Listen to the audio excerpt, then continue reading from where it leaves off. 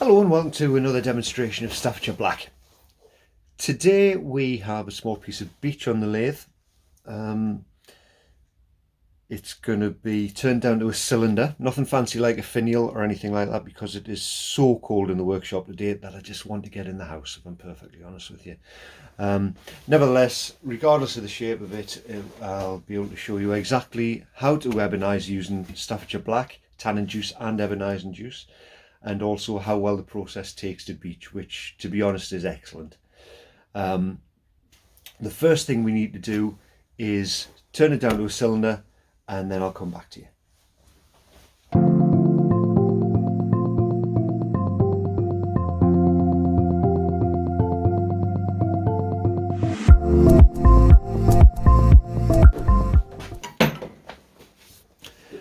There you go. Let's see. Right, so that's that turned down. We're going to very quickly sand it to 400, and I'll come back to you again.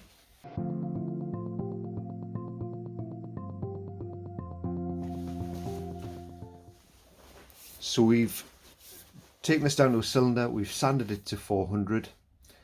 The next stage of the process is to raise the grain. If you don't know what that means, it's a very simple process. You take a cloth or a piece of kitchen roll, run it under the tap, a little bit of water, get that wiped on there, and that moisture will swell the fibres of the wood on the surface and cause them to stick up like little fuzzy bits.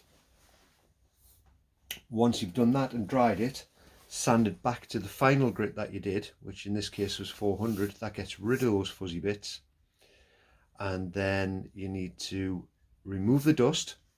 You can do that with methylated spirits, also known as denatured alcohol, or an air hose, an air duster, just to clear those pores.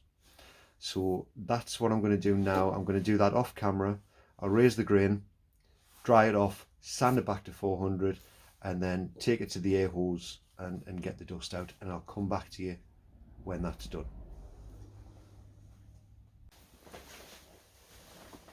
And we're back. Can you see your breath? You can. That's how cold it is. This is now ready to be ebonized. Just a quick reminder, raised the grain, dried it off, sanded that back to 400 and blown the dust out with the air hose. That opens the pores of the wood and leaves it in perfect condition to allow your tannin juice and your ebonising juice to soak into the wood itself. So the first stage is to apply tannin juice to the piece.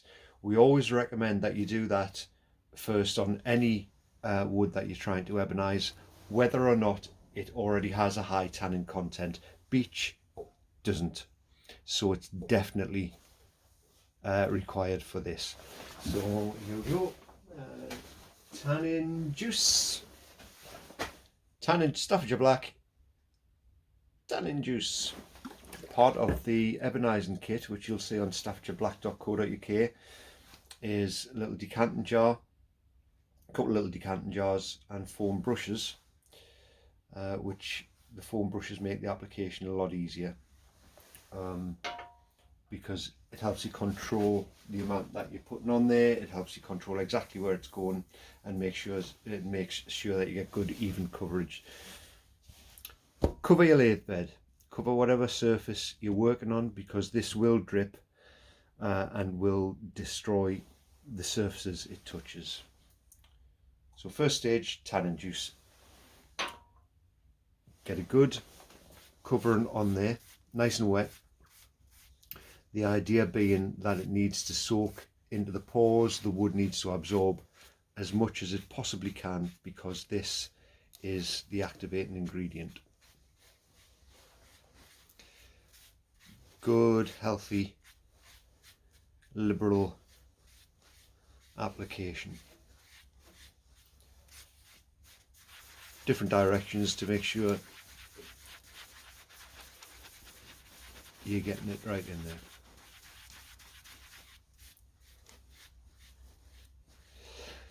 Now our instructions recommend that you allow this to dry naturally, because it gives it the maximum amount of time to be absorbed. The problem that I have today is because it's so cold, I'm going to have to wait until April for this to dry naturally, so I've got no other option but to use a heat gun. If you're going to use a heat gun, I'd still recommend to leave this to dry, leave this to soak as long as possible before you get the heat gun on it, because what you're going to be essentially doing when you get the heat on there is evaporating the tannin juice from the surface of the wood, which is no good whatsoever. So gentle heat if you have to do it. It's not ideal, but you know, needs must.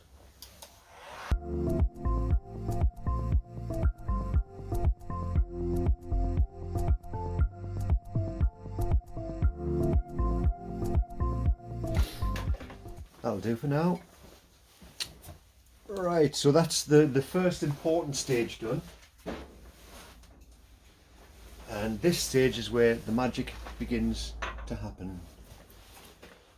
Staffordshire Black, Ebonising juice. This solution will react with the tannin juice that we've already put on here, and because that's soaked into the wood a little bit, the reaction will continue under the surface just a little bit, not too much,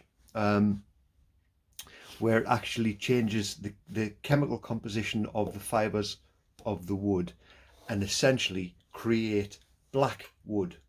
It's not stained or dyed, it's ebonized, and that's a chemical process. So this, again, part of the Ebonising kit from StaffordShireBlack.co.uk, and with a little bit of luck you'll start to see the Ebonising process happen almost immediately.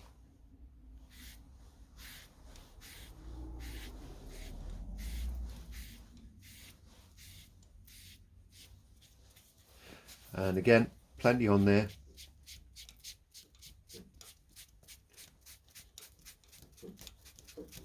To get it into the pores. Different directions to make sure you're forcing it down all the pores that you can. Now this, it looks a bit grey and mucky for the moment, but it's a process that will continue as it dries. And it'll continue to blacken over that time. Now again, because we're not letting this dry naturally, which would be the far preferred option, I'm going to have to get the heat gun on it again, but you'll see that it will ebonize as it dries, regardless of the manner in which I do that.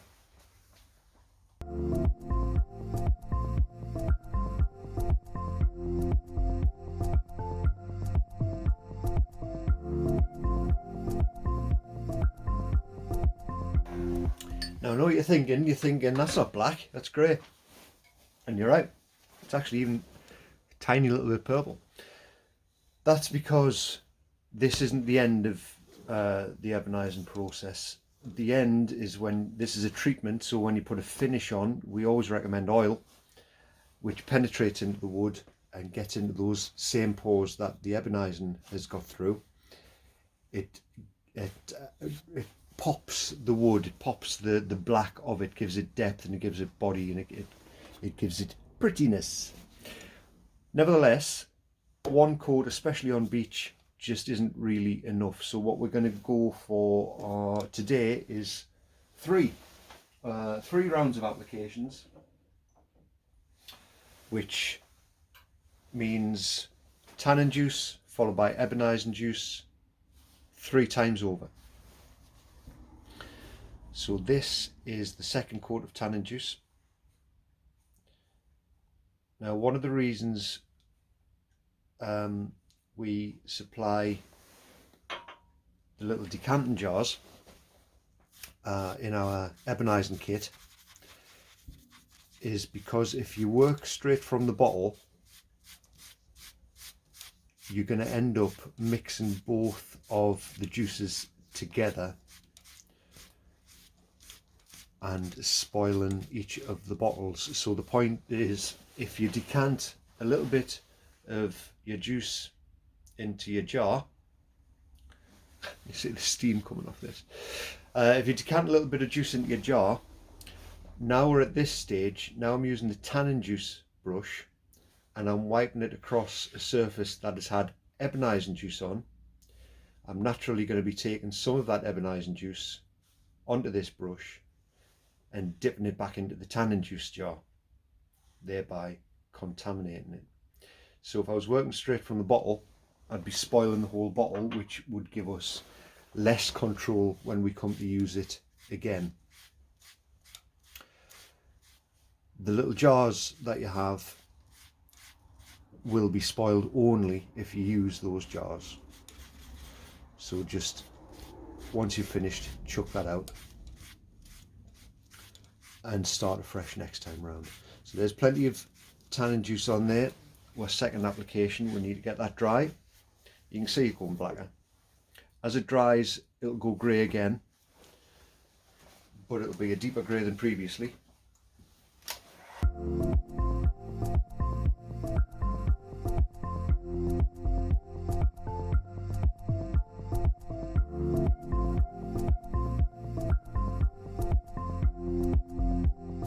Second coat of Ebonising juice.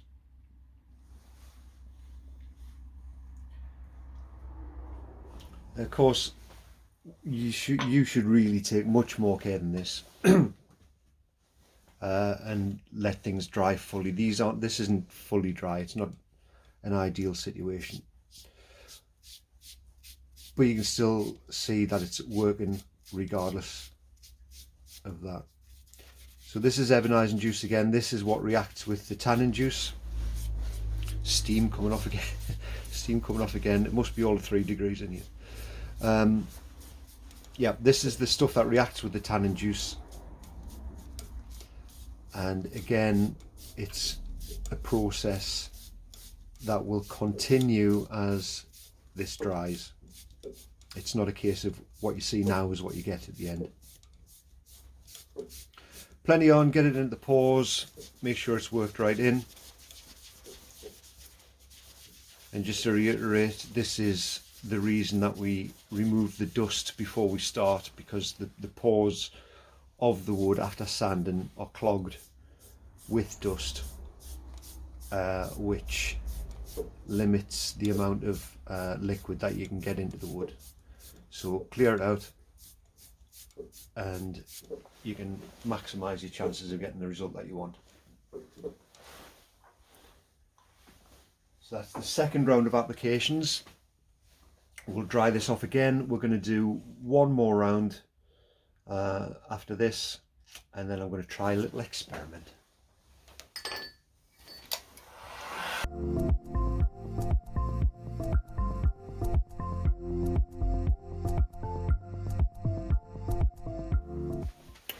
Third and final application of tannin juice.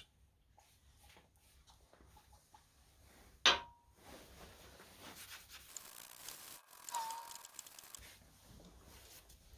know the light in here isn't very good for this, but because it's bright white LEDs, so I'm not entirely sure how it looks on the camera, but trust me when I say this is black, and this is prior to the final coat of Ebonising juice. So there you go, tannin juice for the last time. We'll dry that off, get the Ebonising juice on, and then we'll come back.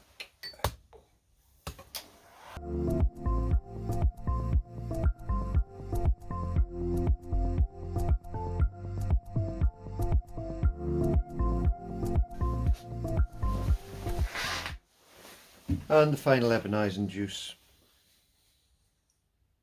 One thing you'll find with wood that has been treated with Staffordshire Black Ebonising solutions is that there's a bit of a smell on the finished product. It's a vinegary smell that will go away after a few days, but finishes on top of this will also help to get rid of the smell, but it would naturally disappear in a couple of days anyway, as the final piece just settles down, so it's nothing to worry about.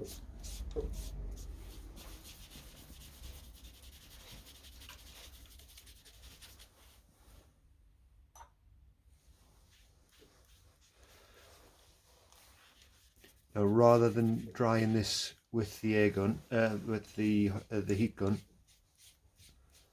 I'm gonna, because the wood is a little bit warm now, I'm going to allow it to sit for 10 minutes or so just to soak in, and I'm probably going to take the entire chuck off and take it into the warm house so it dries a little bit more naturally, and I want it properly dry for the stage that follows. What I plan to do, our recommendation is to use oil, of course. A nice penetrating finish to get in there and bring out the ebonising. But what I'm going to do once this is dry, I'm going to chisel a small channel in the middle just to create two separate pieces. I'm going to oil one side, and on the other side, another popular treatment is Yorkshire grit. So I'm going to treat the other side with Yorkshire grit and maybe a wax of some kind, just to see how much difference there is between the two. So this is going to sit here for 10 minutes or so. I'm going to go and put the kettle on. I'm going to come back, I'm going to take the whole thing off, take it in the warm house, and come back to you when it is nice and dry.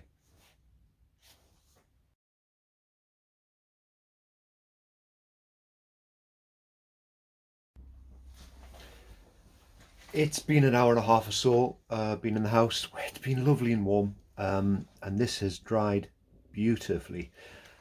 One thing I have noticed is that, as I alluded to earlier, these electric lights don't really give a true representation on the camera of the colour, so you're gonna have to take my word for it. This is properly black.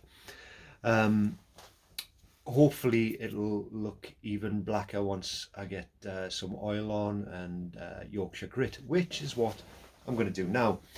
The plan is just to put a little separation down here, just to create two sections. I'm going to, as I said earlier, I'm going to oil one side, I'm going to Yorkshire grit the other. I'll do, and that's a nice reminder of the original colour of the wood as well. Okay, I'm going to do the oil last, I think, because when this is, no, am I? Let's do it now. Let's do it now. I did think that the oil would start flying off and hit us in the face when I'm using the Yorkshire grit, but the speed is lowered anyway for the Yorkshire grit, so it shouldn't be too bad. So a little bit of walnut oil now on the tailstock end, the headstock end, and then we'll Yorkshire grit the rest.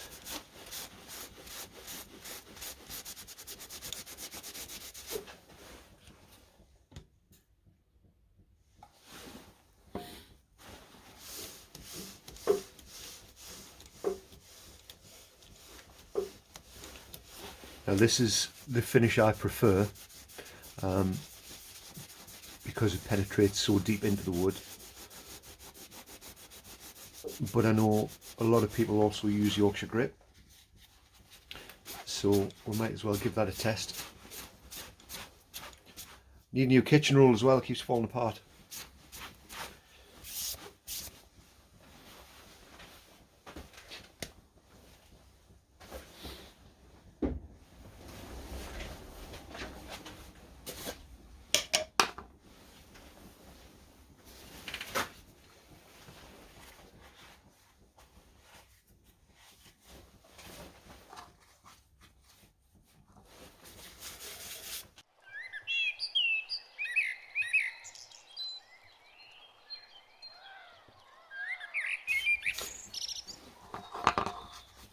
So of course, in my haste to get out of the workshop, I forgot to put a sand sealer on.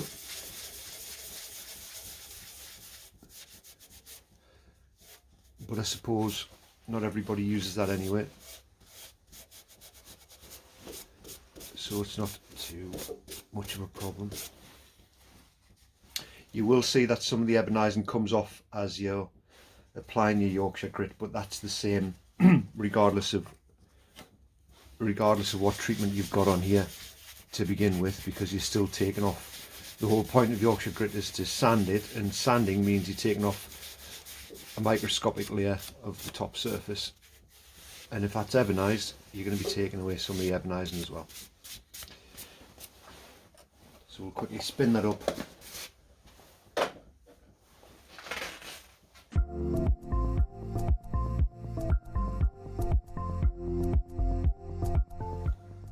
Nice.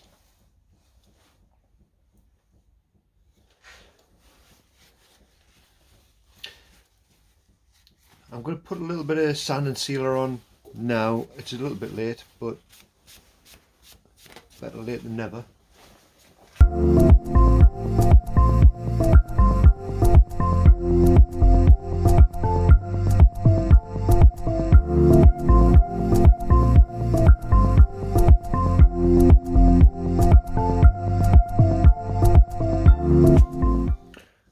Lovely and shiny.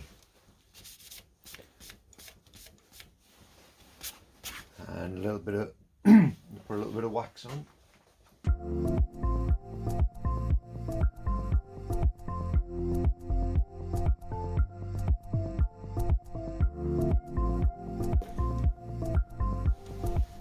Very nice.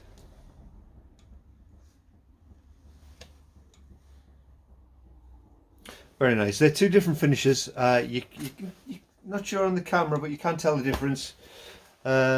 These little pale spots are just part of the grain, part of the more dense parts of the grain. Yeah, two different finishes. Oil on this side, we have Yorkshire grit and microcrystalline wax on that side, and it's lovely. It's nice and black, nice and shiny, smooth. This side is a little bit more matte. A few more coats of oil and actual time taken over it would make even more difference. But there you go. That is Ebonising beech with Staffordshire Black, both tannin juice and ebonising juice, both of which are available separately or as part of a kit or a twin pack at staffordshireblack.co.uk. As you can see, they're dead easy to use, even in suboptimal conditions such as we are today. But if you want to make your wood black, if you want to ebonize it like they did in the olden days, this is how to do it. No messing about, straight from the bottle. You can use it, get it done, get it finished. If you have any questions, please get in touch. We're on Facebook, we're on Instagram, and of course we're at staffordshireblack.co.uk. Thank you very much for watching, and until next time, goodbye.